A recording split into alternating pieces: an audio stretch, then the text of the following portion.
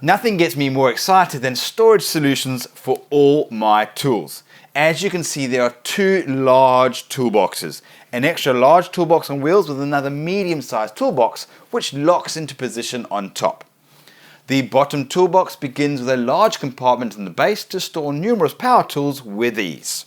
On top of that fits a large tote tray with enough space to hold bigger tools and products. The lid that fits on top is secured down with lockable steel latches.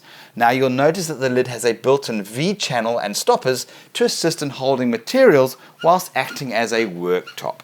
Strong, durable handles make it easy to lift, and it has a telescopic handle for pulling the whole toolbox around, with a foot plate to assist in tilting when the box is heavily loaded.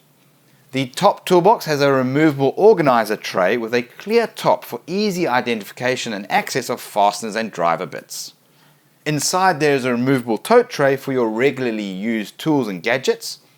The compartment below is big enough to store a range of frequently used tools such as a hacksaw, water pump pliers, vice grips, and even the odd power tool if needed.